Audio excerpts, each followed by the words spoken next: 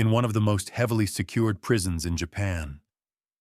A man sat restrained, hands and feet chained, locked inside a cell with no exit, under watch that never failed.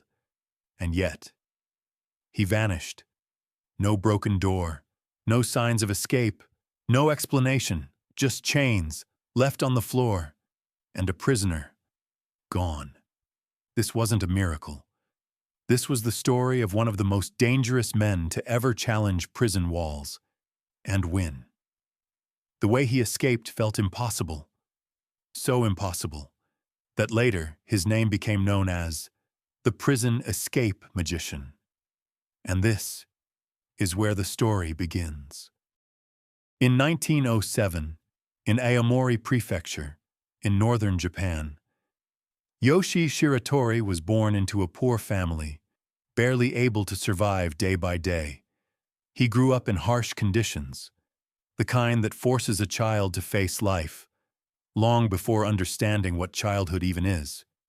From a very young age, he had to work, anything he could find. Fishing, small shop jobs, random labor, barely enough to get by. But nothing lasted. Every time, he failed, as if life itself refused to give him a real chance. Until one day, while sitting alone in the street, lost in his thoughts, weighed down by everything, he met a man who would change his life completely. They grew close, quickly. And when that man learned about his situation, he offered him a different path, a darker one. At first, Shiratori hesitated, but pressure, desperation, and the harsh reality around him pushed him to accept. And that's where everything changed. He learned how to steal, how to move unnoticed, how to deceive, and over time, something unusual began to show. Agility, flexibility, sharp instincts, skills that made him stand out inside the gang he joined, until he became one of its key members. And for the first time in his life, it felt like luck was finally on his side. Money started flowing, so he made a decision, a new life. He got married, and soon he had a daughter. And with her, something shifted inside him. He wanted out. He wanted a clean life. He tried, more than once. He stepped away from the gang, searched for honest work, but the little money he earned always dragged him back. Until one day, the gang gave him a different kind of job, a villa owned by a wealthy businessman. Shiratori went in with another member of the gang. His role was simple: steal. The other one? Keep watch. Everything was going smoothly, quiet, controlled, until suddenly, the owner woke up. He saw them, and before he could even react, the partner pulled out a gun and fired a single shot straight to the heart. The sound shattered the silence of the night. Neighbors woke up, rushed toward the house, and when they got inside, the scene was clear.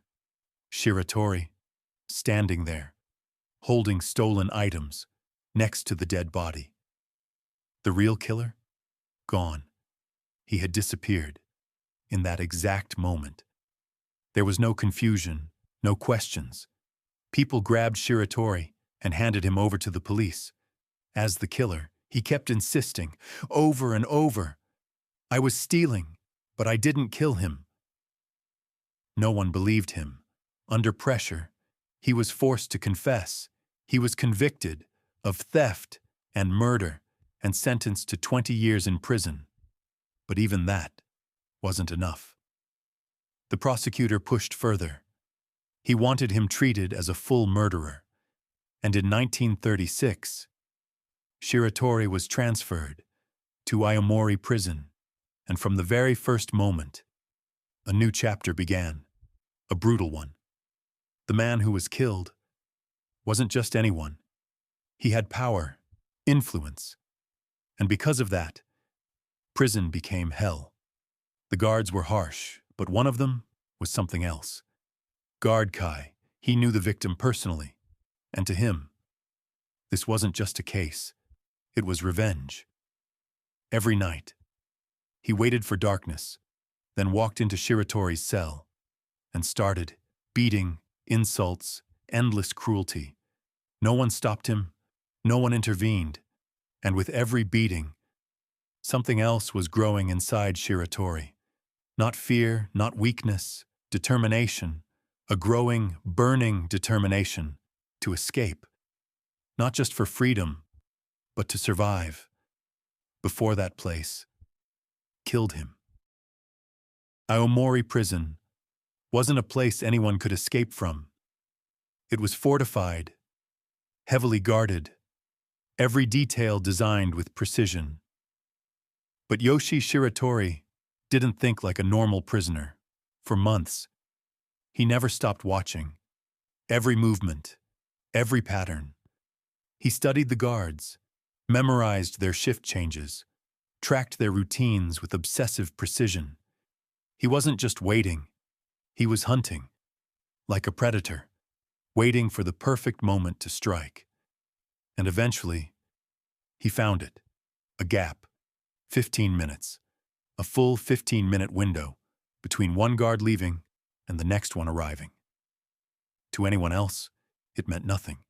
To him, it was everything, his only shot at freedom. But one problem remained. How do you get out of the cell? Every night, he searched.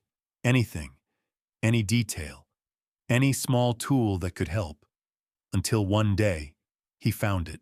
In the bathroom, he spotted a small piece of metal wire, part of a fixture. He took it quietly, hid it, and waited. Then came a freezing winter night. Around 5:30 in the morning, the 15 minutes began, the moment he had been waiting for, calmly, silently. He pulled out the wire and started working on the lock. Seconds passed, like hours, until a soft click. The lock opened, but he wasn't out yet. 3 more doors stood between him and freedom, one of them connected to an alarm system. Still, he moved fast, precise, focused, and somehow, he opened them all. But the moment the final door gave in, alarms exploded across the prison. It was over, or at least, it should have been. Because in those critical seconds, Shiratori was already ahead. He ran, as fast as he could, through corridors, past shadows, dodging everything in his path, until the watchtowers spotted him. Gunshots. A bullet hit his leg. But it wasn't enough. He didn't stop, didn't slow down. He kept running, no direction, no plan, just movement, until he disappeared completely. Gone, beyond the walls. But now, he was outside, wounded, bleeding, and alone. He had no idea where to go. His leg was still bleeding, and he needed help. Fast. He managed to slow the bleeding, just enough to keep moving, and kept walking, aimlessly, until he reached something unexpected. A residential complex, where doctors from a nearby government hospital lived. And in that moment, he made another decision.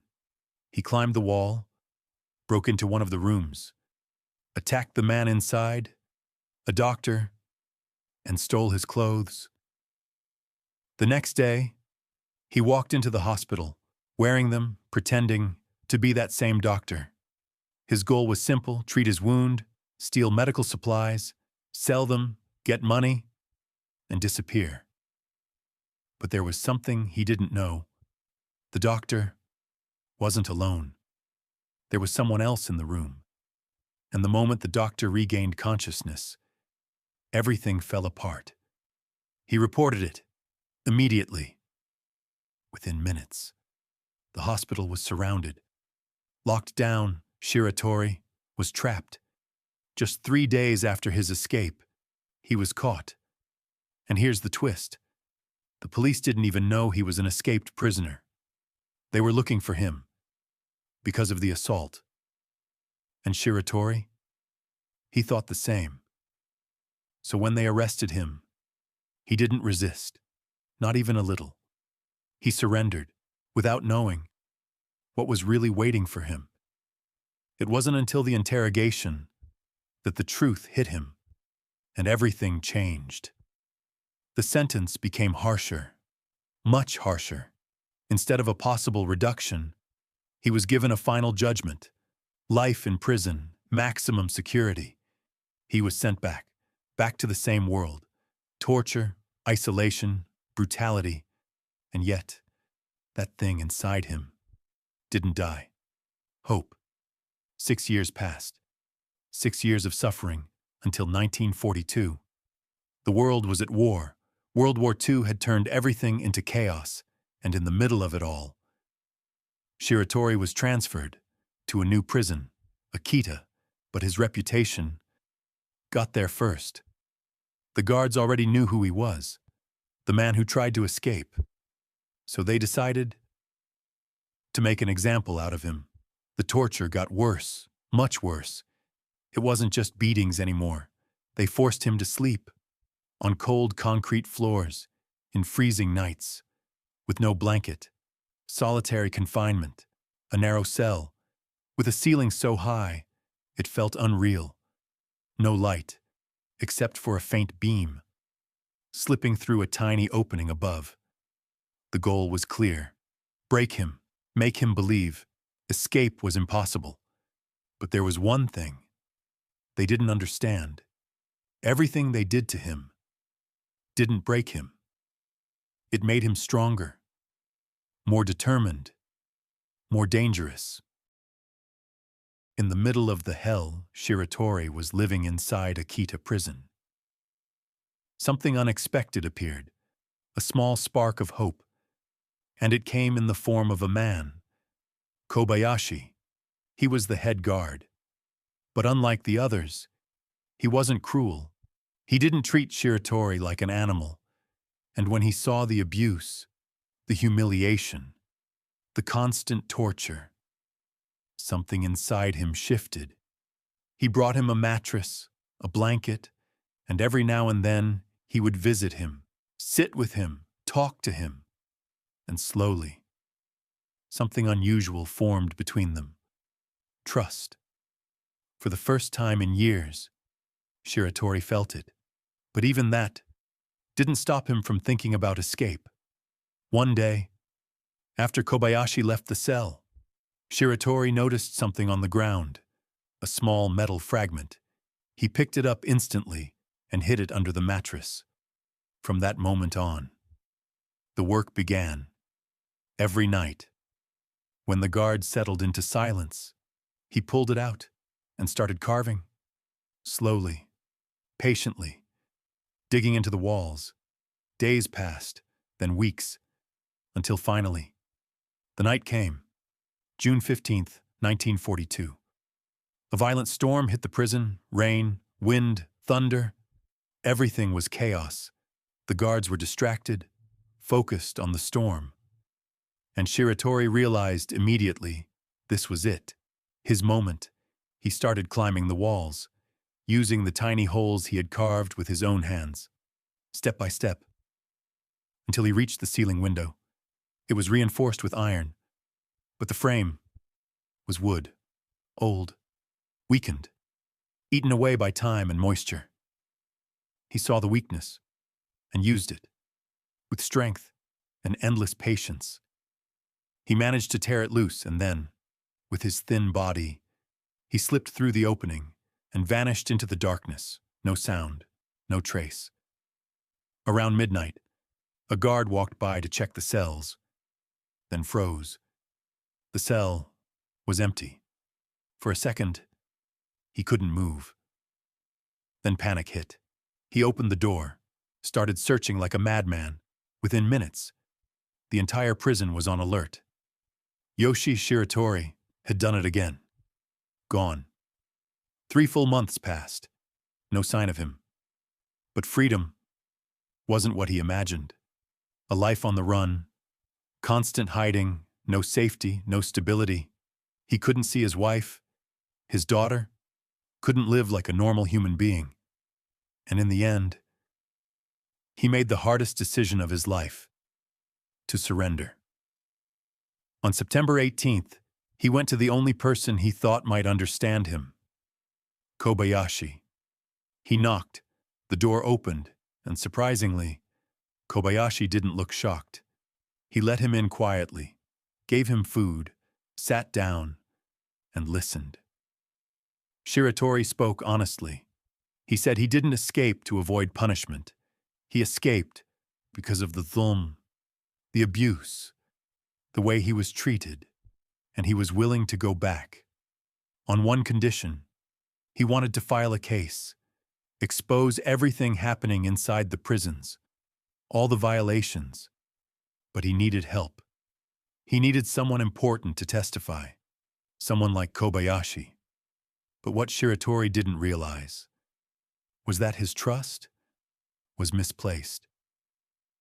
After he finished speaking, Kobayashi calmly told him to go wash his face, and the moment he stepped out of the room, he picked up the phone and called the police. Within minutes, the place was surrounded, and Shiratori was arrested for the third time. When he stood in court, he made a request to be transferred to a prison in Tokyo, where the weather was less brutal. But the request was denied.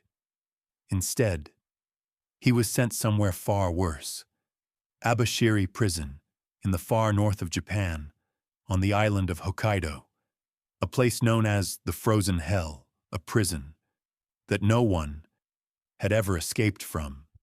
In 1943, Shiratori arrived, thrown into a brutal cell, wearing light clothes, in unbearable cold. He stood there, looked around, and said, out loud, challenging everything, "I will escape from this prison, just like I escaped the others." Even though Shiratori's bold declaration in front of the guards unsettled them, it also marked the beginning of something far worse. Because after that moment, they made a decision to eliminate any possibility of escape completely. He was moved to a special cell, built just for him. Solid iron walls, no windows, no openings, except for a tiny slot, barely large enough to pass food through, far too small for a human body. But that wasn't all. His hands were chained behind his back, locked with heavy iron restraints. His legs bound the same way. Each chain weighed nearly 20 kilograms. He could barely move. And the worst part? These weren't normal restraints. They couldn't be unlocked with a simple key. It required specialists who came once every 2 weeks and spent 2 full hours removing them, just so he could bathe, then locked him up again. The chains dug into his flesh, cutting deep into his wrists, his ankles, open wounds, left untreated, ignored, until something unthinkable happened. Maggots started feeding on his body while he was still alive. Months passed inside that hell. Freezing temperatures below zero, barely enough food, constant beatings, endless humiliation. And yet, he didn't break. Instead, he held on to one thing: hope. Hope that one day he would prove he was the victim of a broken system. And while everyone believed his will had been destroyed, Shiratori was preparing the most daring escape of his life. The only thing that entered his cell became his weapon: hot soup, served to him every single day. But he never drank all of it. He drank half and saved the rest. Then slowly, carefully, he poured it over the iron restraints on his wrists and over the metal bars of the food slot. Day after day, month after month, he knew something they didn't. The salt in the soup would react with the metal corrode it, break it down, slowly, silently.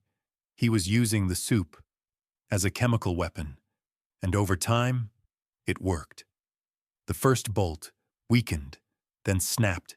He grabbed it immediately and used it as a tool, a crude one, but enough. Piece by piece, he began dismantling the rest, with patience that felt inhuman, with determination that refused to die.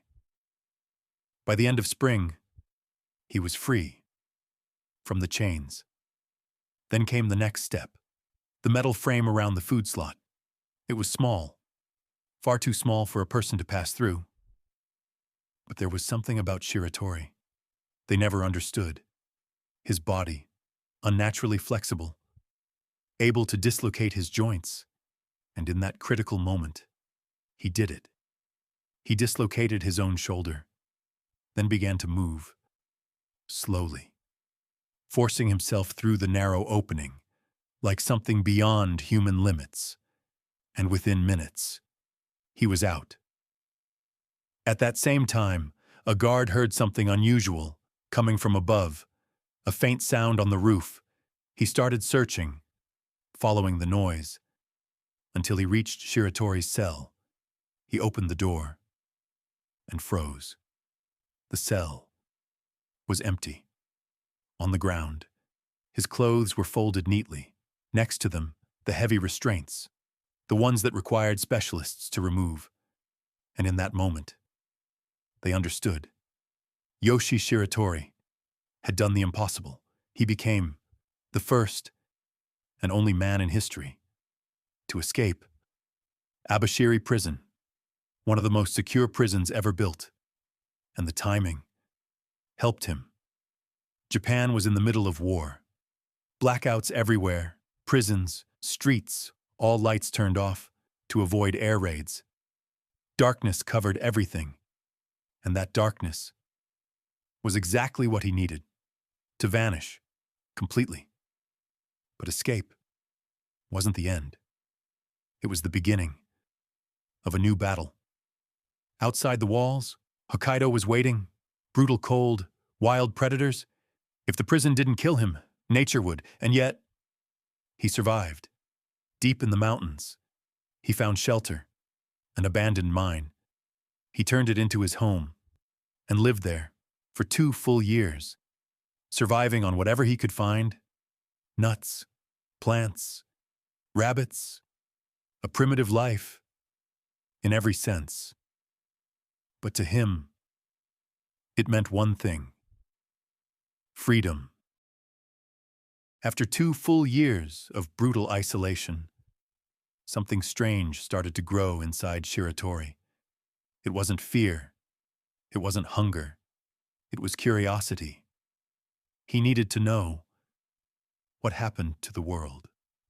What happened to his family? Was there still a place for him outside those mountains? And so, he made his decision. He left. He came down from the mountains, heading toward the nearest village. But the moment he stepped into it, it felt like he had entered a different world. Everything had changed.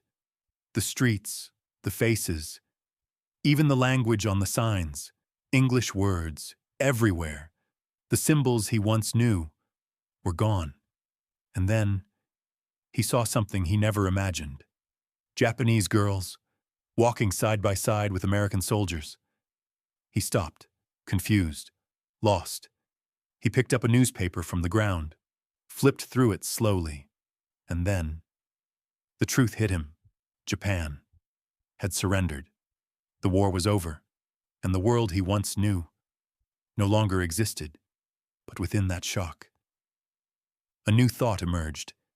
If the old system had fallen, maybe the injustice that hunted him had fallen with it.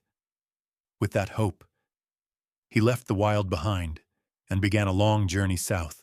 50 days, walking, hunger, exhaustion, unbearable fatigue, until finally, he reached Sapporo, and there, with his body on the edge of collapse, he saw it, a tomato field. He didn't think twice. He reached out, picked one, and took a bite. But in a single moment, everything changed. The farm owner saw him, assumed he was a thief, rushed toward him, aggressively. A sudden clash, tension, chaos. And then, one strike. That was all it took. The man collapsed, bleeding, until his last breath. And just like that, for the fourth time, Shiratori was back, in the hands of the police. This time, it didn't take long. They knew exactly who he was. Not just a criminal, a legend. The man who outsmarted prisons. In court, Shiratori insisted it was self-defense. But his past spoke louder than his words. The verdict came. Death. In 1947, he was transferred to Sapporo Prison, not as a normal inmate, but as a threat. Something that had to be contained. At any cost. Constant surveillance. 24 hours. 6 armed guards. Always watching.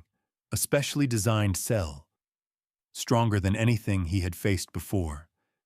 Everything was sealed. Doors, walls, windows, even the smallest opening. Too narrow for a human head. And because of how confident they were in their system, they didn't even bother chaining him. Every day, they checked on him, saw him sitting there, silent, distant, staring at the ceiling, as if searching for an exit that didn't exist. They mocked him, laughed, certain that this time, the game was over. But then, one day, a guard entered his cell to wake him up. He pulled back the blanket and froze. The bed was empty, and Shiratori was gone. Again. Shiratori managed to trap the guards, using something that looked simple on the surface, but was incredibly precise in execution. From his very first day inside that cell, he noticed something. The floor, wooden planks, and beneath them, sand. That's when the idea began to form. But he didn't rush. He didn't try to escape right away. First, he attacked their minds. Every time a guard came near, he would slowly raise his head and stare at the ceiling, fixated on the upper vents, as if searching for a way out from above. Again, and again, and again, until it worked.